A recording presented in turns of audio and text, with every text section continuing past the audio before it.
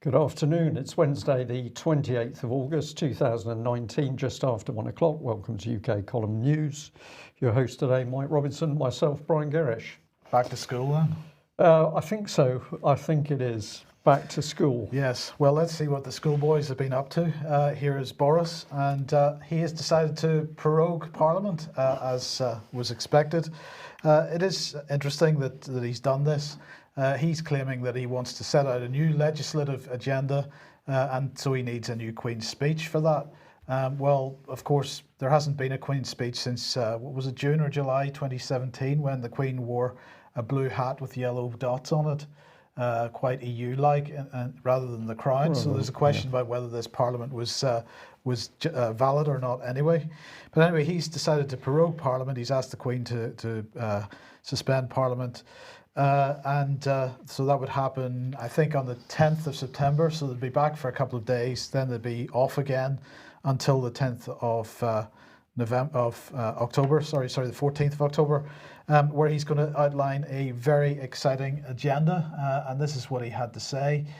We need new legislation. We've got to be bringing forward new and important bills, and that's why we're going to have a Queen's speech.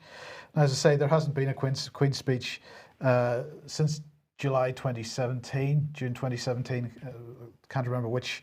But the point is that this is the first time in history that any sitting of Parliament has lasted more than 2 years. So it was time for a Queen's speech. Nonetheless, it has resulted in quite a bit of outrage from the usual suspects. So John Bercow calling it a constitutional outrage. He said, however, it's dressed up. It's blindingly obvious that the purpose of suspending Parliament now would be to stop MPs debating Brexit and performing its duty in shaping the course of the country. Dominic Grieve, the Tory Remain, the main Tory Remainer, has said it's an outrageous act. This government will come down. Of course, this Boris Johnson had said that he wanted to wait until after Brexit before getting on with plans for moving the country forward. We need new legislation. They have to have a Queen's speech and so on. But this resulted in the Germans getting quite excited. Take back control, said Franziska Brandner. So this is what democracy a la Boris Johnson looks like. Marco Bushman said, hard to believe that Boris Johnson wants to remove the Parliament of one of the oldest democracies. First the announcement of no-deal Brexit, now the attempt to end the long history of parliamentarianism in Great Britain. A pile of shards is on the horizon. Of course, this is a load of rhetorical nonsense, Brian, and really, the concern from the EU side, from the Germans in particular, is because he's effectively calling the EU's bluff here. He's drawing a line in the sand. He's demonstrating that he's, to them at least, that he wants to press ahead, no deal or not. So he's trying to get them to move on the only problem that he has, which is the backstop.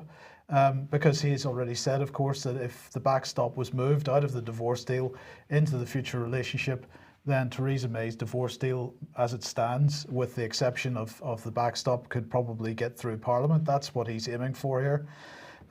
So over the weekend, of course, we had this lot meeting up, Labour, Lib Dems, SNP and others getting together to discuss what they were going to do should the possibility of shutting down Parliament take place. They were calling it an undemocratic outrage at such a crucial moment for our country and a historic constitutional crisis. They're talking about holding an alternative Parliament. And of course, they met at Church House, and this is symbolic because Church House is where Parliament was moved to during the Second World War. They signed a Church House declaration. They're apparently going to try and host a parliament without the government. Good luck to them with that. In the meantime, however, we do have the Brexit Party, and here's Nigel Farage tweeting out this morning, the government's announcement today makes confidence motion now certain, a general election more likely, and is seen as a positive move by Brexiteers. The unanswered question is whether Boris Johnson intends to pursue the withdrawal agreement. Well, of course, he does intend to pursue that, with the caveat of the backstop, as we've just discussed.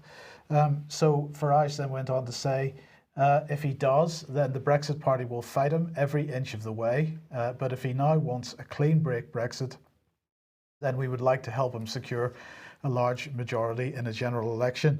Now, of course, if Farage carries forward on that threat and is determined to put candidates up in every seat, as he said he is, then the likely outcome of that would be to divide the Brexit vote. And what would we end up with then? A majority Remain Parliament? Well, key part of the agenda, Mike, is chaos, isn't it? Whichever way you look, deceive the public, people unsure what's happening. And I come back to those remarks by Danny Kruger and Nick Bowles about 5 years ago, where they said the Tories plan to introduce chaos into their politics, and you can see that unfolding. Absolutely. People simply do not know what's happening. And I was just having a look through some of the press reports for the August period, because we've been away for a couple of weeks.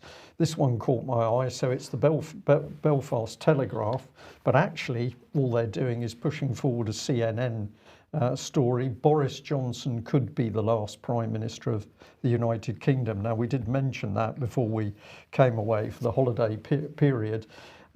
Pre-programming the public mindset that we're going to break up the UK. So this article basically saying that, well, Boris wasn't popular in Scotland, he wasn't popular in Wales, he wasn't popular in Northern Ireland, and could he really unite the country, or was it beyond redemption? And then we have a look at journalists. I just happened to choose Julia Hartley-Brewer here. But basically, if you look at her tweet, whether they succeed or fail, we all know Brexit will happen anyway. After they prove just how much they despise us voters, they won't be MPs for long. Bring it on. She said there, am I the only Brexiteer who's relishing the prospect of Remona MPs uniting to try and block a no-deal Brexit? And to me, this just showed that the lady's completely out of touch with what's going on. She thinks Brexit is going to happen. We've been showing over weeks and months that, of course, the locking into the European project is getting deeper by the day.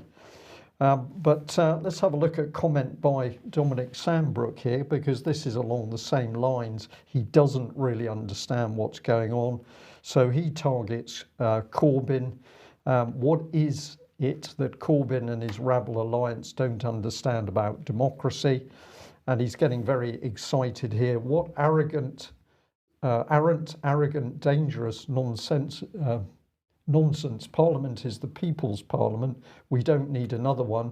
And by what right would a hardline Marxist such as John MacDonald, let alone a glorified student discussion group like the Lib Dems, claim to convene one? So he's really hammering Labour here.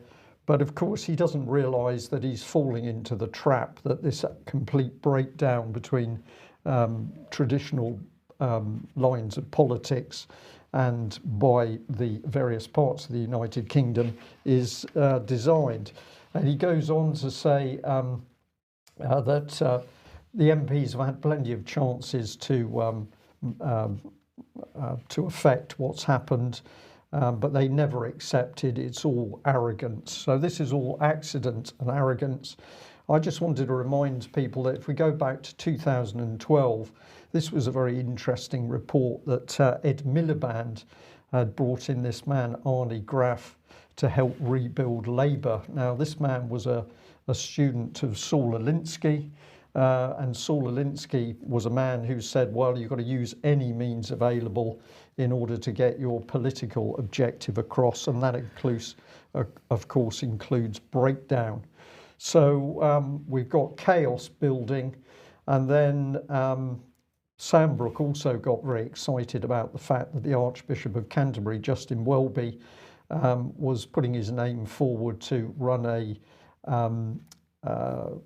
meeting, an assembly, a citizens' assembly at Coventry Cathedral aimed at discussing alternatives in leaving the EU. So here was the church getting embedded in politics.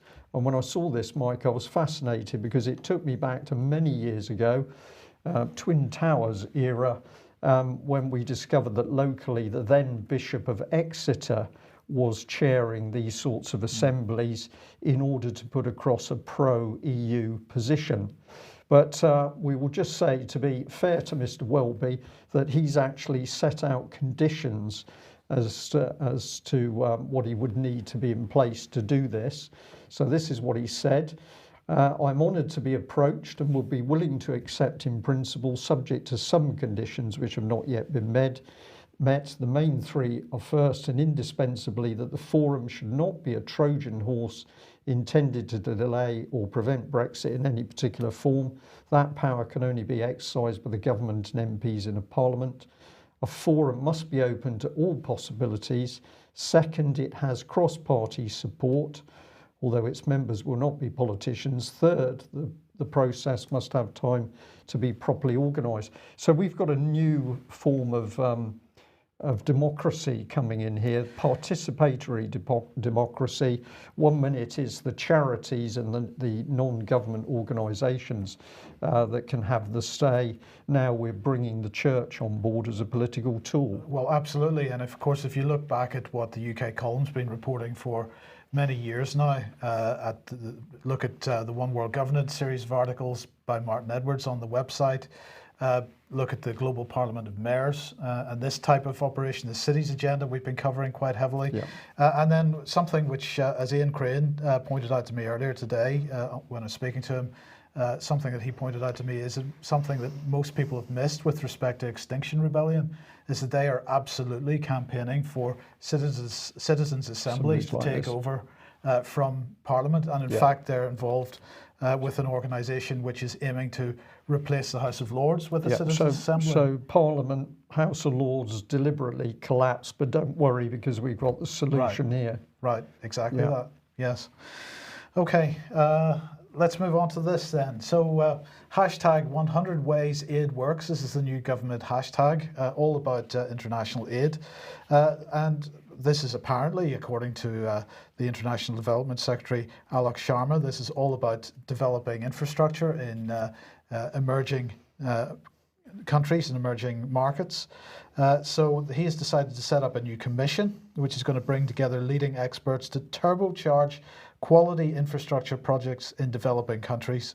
The commission is going to be made up of UK and international business leaders, common purpose, bringing the very best of British expertise, and will make recommendations to improve the planning, delivery and financing of infrastructure projects.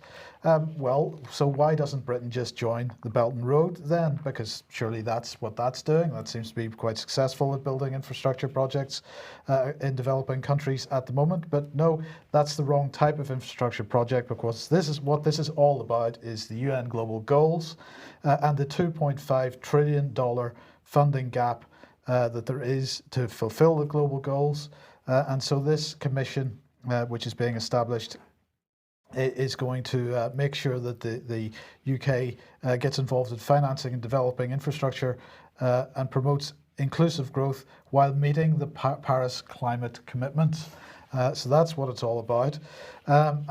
So he said an extra $2.5 trillion is needed every year to end poverty in developing countries, and the UK must mobilise private sector investment to overcome this challenge.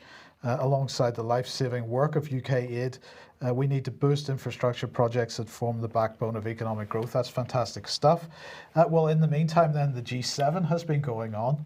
Well, let's just have a brief look at some of the headlines from the media on this. This is The Guardian. We need to cancel the next G7. Let's resume them when Trump is gone. We've got Business Insider. Trump's G7 performance shows how he's living in a totally different reality and isolating the US from the rest of the world. And The Guardian again, Biarritz was an empty charade. The G7 is a relic of a bygone age. And what are the sort of views that are being expressed in these articles? Really, Trump is a problem. The G7's not equipped to work towards its goals. And the biggest obstacle is the US President Donald Trump. This is one of the Guardian articles. The goal of the G7 is to bring together some of the world's most prosperous democracies to coordinate on the most important issues of the day, whether on climate change or responding to Russia's invasion of Crimea or making gender equality a reality. The G7 countries are supposed to lead, crafting policies that can foster global peace and prosperity in ways that uphold democratic values. And if everybody has managed not to throw up in the nearest bin over that, it then goes on to say that Trump wants America to work alone to destroy the current global trading system, slash foreign assistance that helps address transnational challenges, ignore human rights, and doesn't believe climate change is real. The G7 is an annual-long weekend of toddler daycare for Trump, is the language that's being used. It's really spectacular stuff. They obviously don't like him. No, clearly not. But in the meantime then, the other focus was all about Emmanuel Macron, what a brilliant global leader he is. And of course he was leading the way to agree to help Brazil fight the Amazon fires. This is, the fact that the Amazon allegedly is burning, and we've all got to get together globally and intervene in Brazil. So that was the Rio Times there. G7 agrees to help Brazil fight Amazon fires, says French President Macron. Well, Brazil didn't like that very much. They've rejected the $22 million aid package. And this is really what it's about. Bolsonaro saying other heads of state sympathized with Brazil. After all, respect for the sovereignty of any country is the least that can be expected in a civilized world. So really what he's complaining about is that the G7 was attempting to ride roughshod over his decisions about how he was going to deal with this problem. And he went on to say this, thanks to Donald Trump, we're having a great success in fighting the fires. Brazil is and will continue to be an example of the world in sustainable development. The fake news campaign fabricated against our sovereignty will not thrive.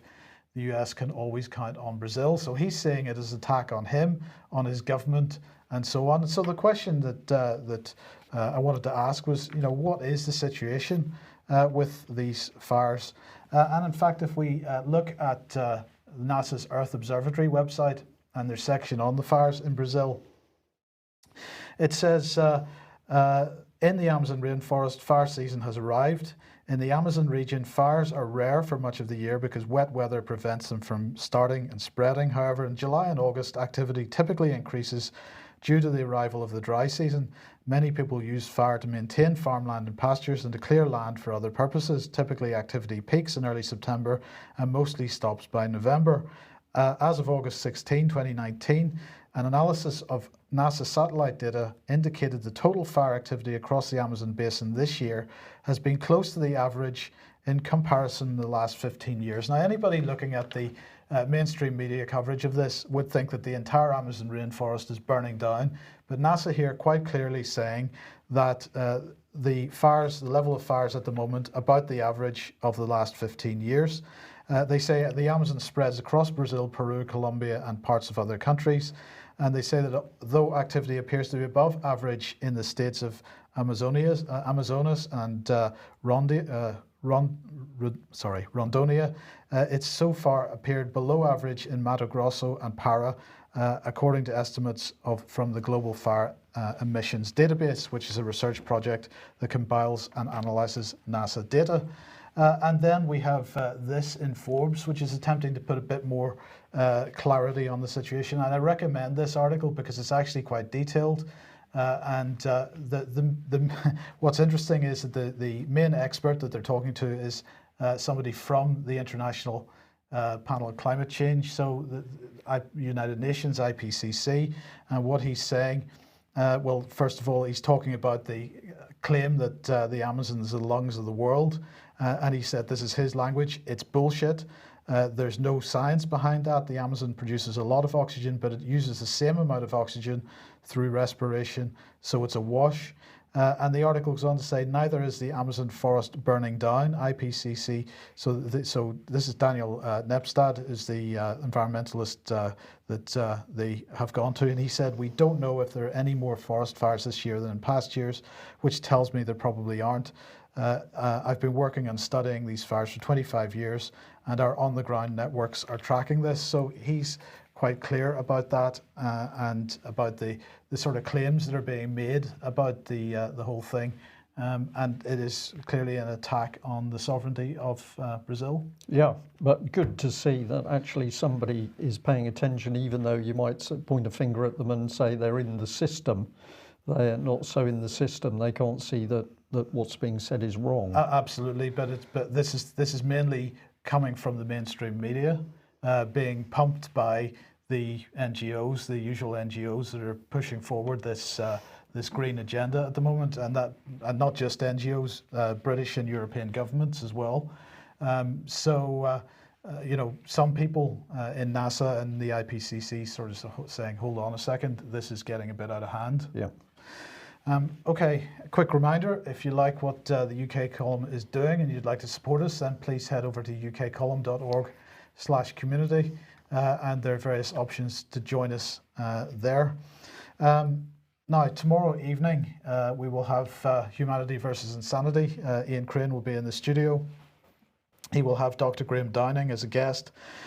And they're going to be looking at the massive attack on free speech with respect to vaccinations, for example, and the emergence of the new measles virus, which seems to have come out of the Ukraine. So they'll be talking about that. They'll also be talking about a little bit of what we've been discussing, Brian, with respect to the breakdown of parliamentary sovereignty and this state of the country. This move towards citizens' assemblies and so on. Yeah. Okay. Well, a quick update on Lynn Thayer. If you remember, that Lynn was extradited to France with charges concerning GC-MAF. These were essentially charges that had been levied against David Noakes, but had simply been transferred across to Lynn. We now know that she is in a prison in one of the French districts. On screen is her full address, complete with her prisoner number. So the prison is Fleury-Mérogis, and the address there is on screen. I'll just read it out quickly for those that are just listening. Thayer Linda, number 452710 3R08, MAF de Fleury-Mérogis, 9 Avenue de Pouplières, PEUPLIERS, 91705, Saint Geneviève de Bois, France. So we can't tell you much more than that. Lynn is actually waiting to see a judge who we believe is on holiday until mid-September. But at the moment, everything appears to be on rails to put her through the system. You can write to her. She has not been able to reply to most, maybe all letters that she has received, but we know that she's got a big boost from getting a letter. So if you can write or send her a card, it would make a big difference to her. And a quick reminder of the GC-MAF awareness event, which is taking place at 11 on the 11th of September. That'll be outside Parliament. I'm not sure yet what this proroguing of Parliament is going to do to that. I presume it's going to go ahead in any case. It's a bit unfortunate, the timing, but nonetheless, we'll keep you updated on that as we get more details. Now, opioids. This Johnson & Johnson have been fined $500 million. They're going to appeal this fine. They're calling it a flawed judgment. But basically, this is mainly about opioid addiction in the United States. Now, in the UK, various media outlets finally catching on to the fact that this is becoming a problem here as well. So this is DW, Deutsche Welle, which is the German outlet, saying opioid addiction in Britain has spiraled to a dangerous level. Experts warn that the UK is approaching a crisis of US proportions, and they're asking what the government's going to do about it. So they're citing Department of Health statistics, that they're saying that the number of prescriptions in England and Wales issued for opioid medicines has risen from 14 million in 2008 to 23 million last year.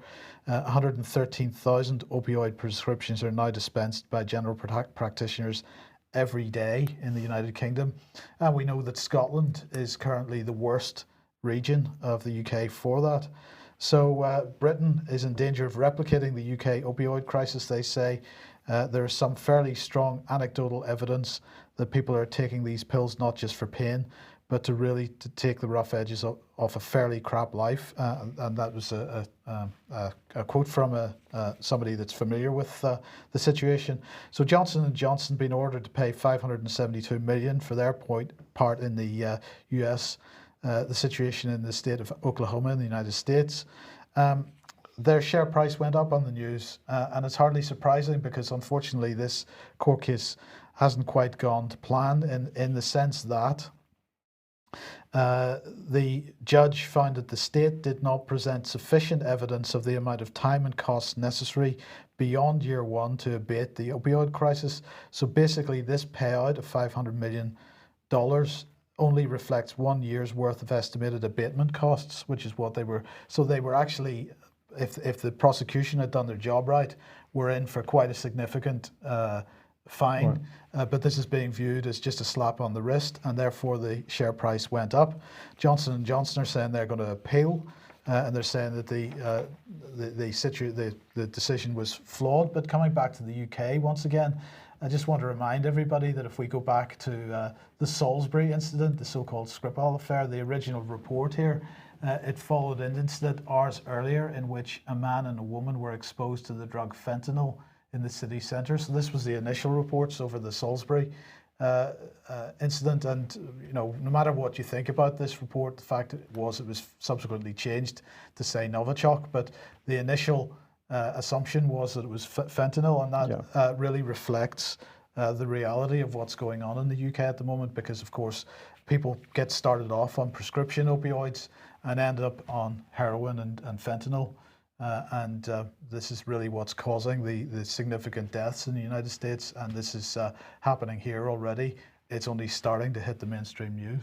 But the profits rolling in for Big Pharma. Well, thank you very much to the viewer who sent me this article. Heavy subject: euthanasia in Holland, and the headline is "Held Down and Killed. Dutch Case Reveals the Horror of Euthanasia." And this is a particularly nasty little story of a lady who realised that she had dementia. She did actually make a statement at one stage that if it got really bad, she wouldn't want to live through it.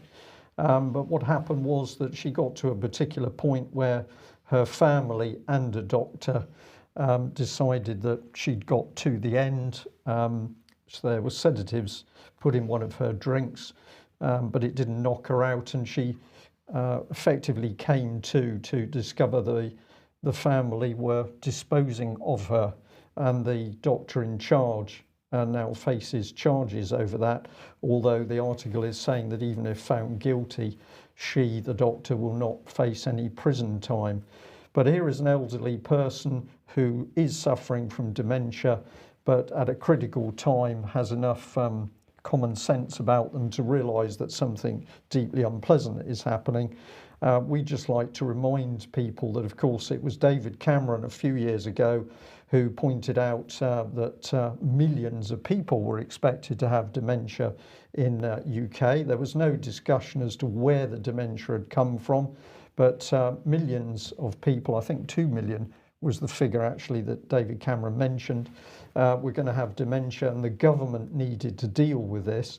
Well, this is one of the little headlines that, again, we were sent. David Cameron joins Alzheimer's Research UK as our president to continue a mission he instigated through the Prime Minister's Dementia Challenge. Now, that's a report from the 25th of January 2017. This was a headline, recent headline: David Cameron's venture capital fund invests 6.5 million in search for the first dementia drugs. So more business for the big pharmaceuticals, Mike. Is that drugs to create dementia? Well, they get profit both ways, because of course we know that elderly people are being given sedatives in residential and care homes which produce dementia-like symptoms, where presumably the drug companies can then give them more drugs to try and cure the symptoms they've created in the first place. But it says the Dementia Discovery Fund is the world's largest investment fund focused on a single medical research area. Its backers, who've invested 290 million, include Bill Gates, the UK government, and 7 top pharmaceutical firms, including GSK and Pfizer. So there you are. Rest assured that David Cameron has got your best interests at heart, and he'll be thinking of you as you're lying on your bed in the care home. But this was an interesting one, also sent through to us. So it's Sell to Wales. This is an official website where contract details are notified. And we've got here for the computerized cognitive behavior therapy software, is what they're talking about. And some small print here, we'll see what we could do here. It says the Scottish Government has recognised changes. This is to do with a massive increase of people with depression, stress and anxiety coming forward. In Scotland, the number of individuals prescribed antidepressants has doubled in 5 years, with the demand for specialist face-to-face psychological therapy doubling in the past 10 years. The Scottish Government has recognised these changes through its 2020 vision, which states the need to underpin service redesign with the use of, quote, digital health, whilst enabling patients to self-manage their own conditions. You like the sound of this, Mike? In 2017-18, a full national rollout of the computerised cognitive behavioural therapy service across all 14 territorial health boards was achieved, offering a national solution to the increasing demand of common mental health problems such as low mood, depression and anxiety.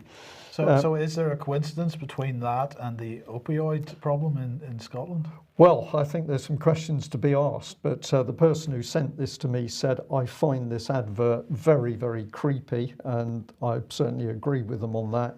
But we know that elderly people are being induced into dementia-like symptoms, and we know that many people are suffering depression or anxiety or stress illnesses as a result of the society that the government is creating around them.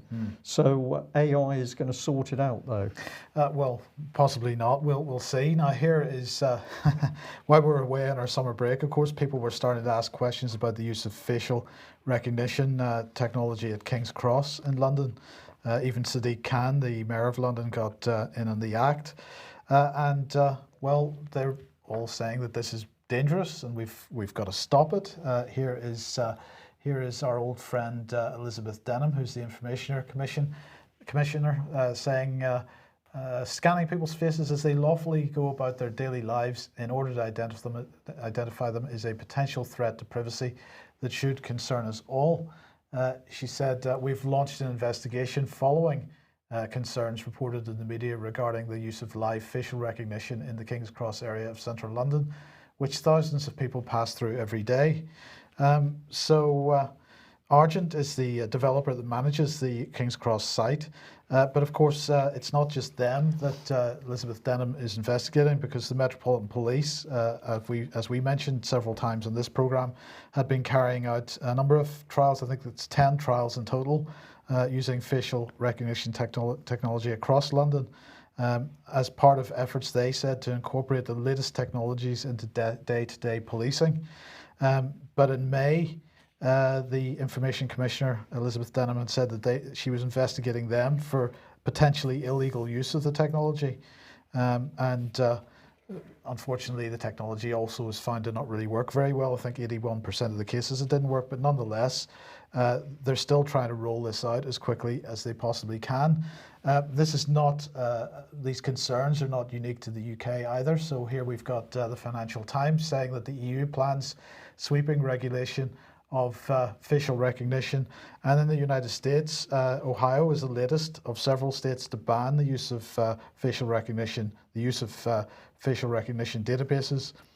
This is following reports that the Immigration and Customs Enforcement Agency had been scanning millions of state driving license photographs in order to look for illegal immigrants and so on. There are calls in the US for a blanket ban on the use of facial recognition technology until there's some kind of proper regulation in place there. So there seems to be some pushback on this, but it's pretty clear that the authorities are absolutely dying to get their hands on it, particularly after the little exercise that the BBC ran in China a couple of years ago, where the BBC journalist was found within 7 minutes during that little exercise. Let loose in a city. A city, yeah. Yeah. So, but we don't have to worry because the BBC has our backs. So here we go. Hey, Beeb, your unbiased friend. It's on its way. It's on its way. The BBC is preparing to launch its rival to Amazon's Alexa. It's going to be called Beeb. And apparently it's going to understand, this Guardian was saying that it's going to understand British accents, which is something people are complaining about. That's not really what this is about.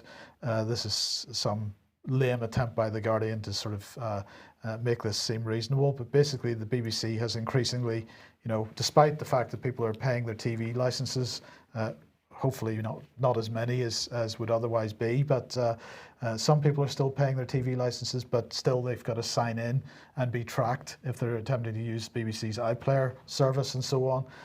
This goes for video products and also radio products. So the BBC becoming a big data mining exercise, and that's pretty much what this is about as well. I mean, can you imagine? You've got Alexa already, which is clearly listening all the time. There's no question that it's doing that.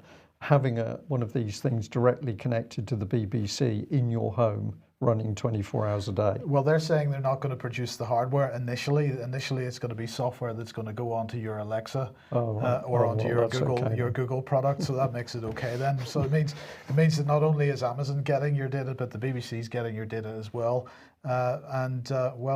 Are they going to be listening to people's bedroom activities as Amazon? Well, anything they can manage to pick up. Absolutely. I think.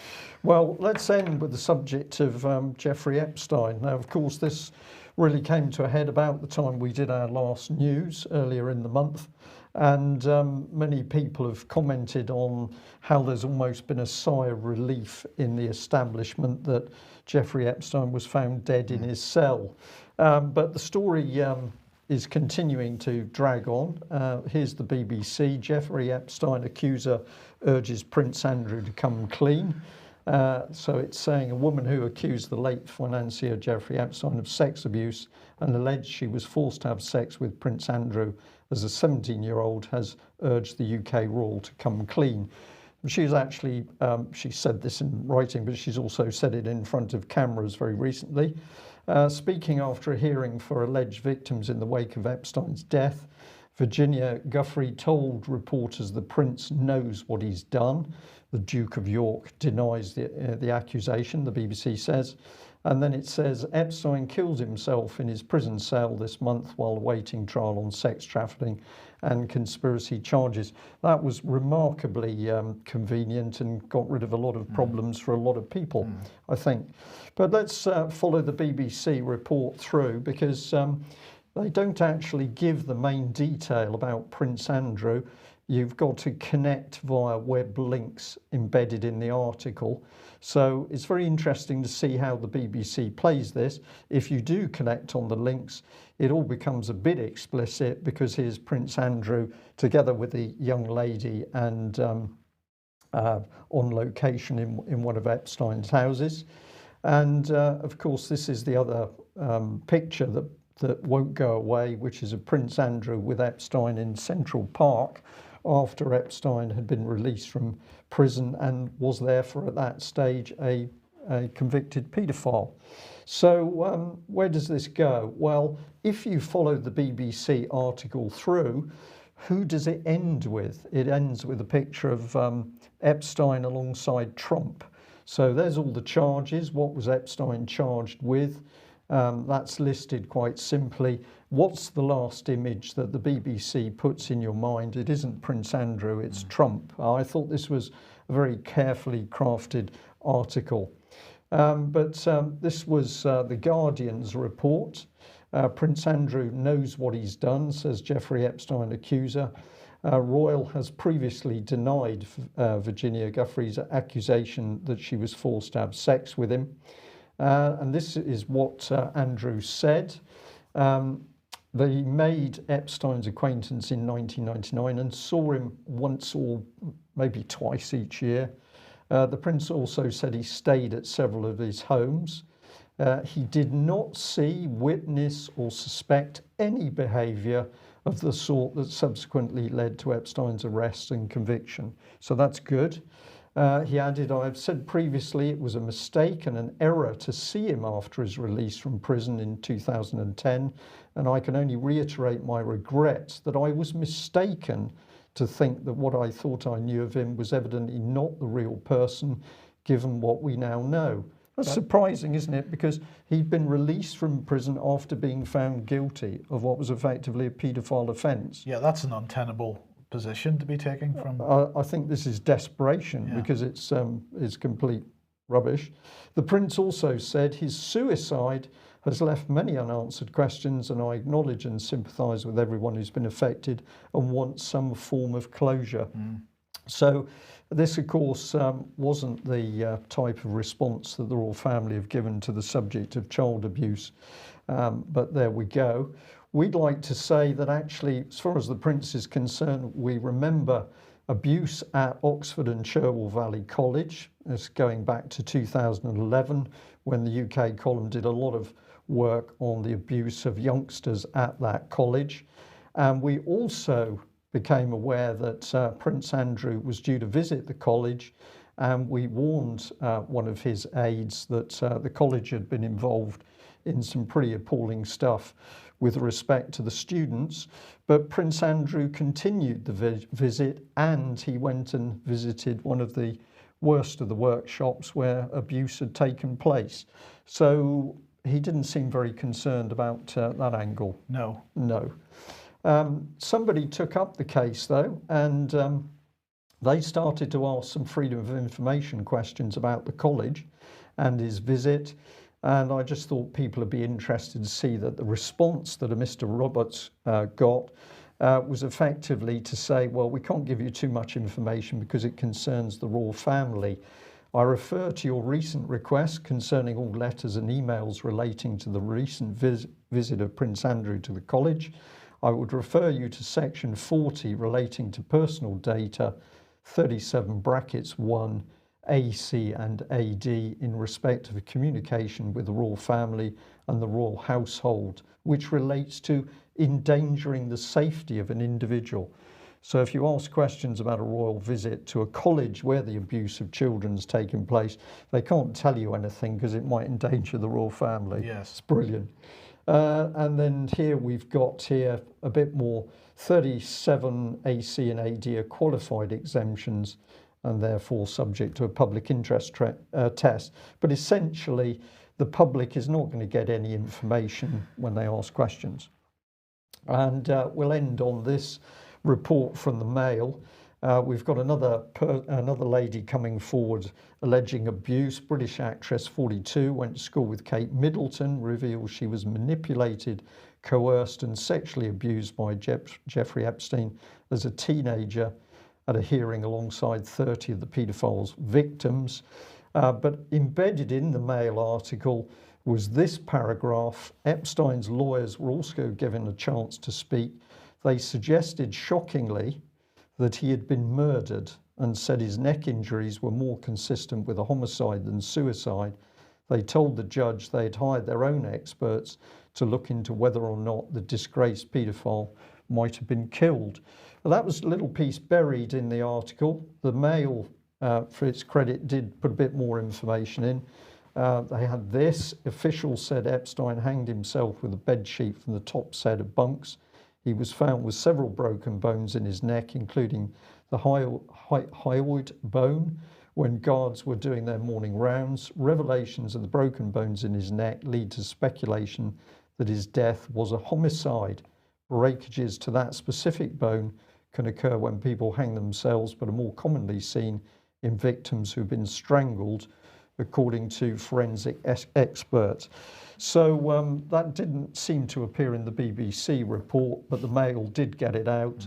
But our take on it is that a very convenient death of Mr. Epstein, and of course the palace will now do their best to stay in the background and let it all disappear into the long grass. Hopefully that will not be allowed to happen. Indeed.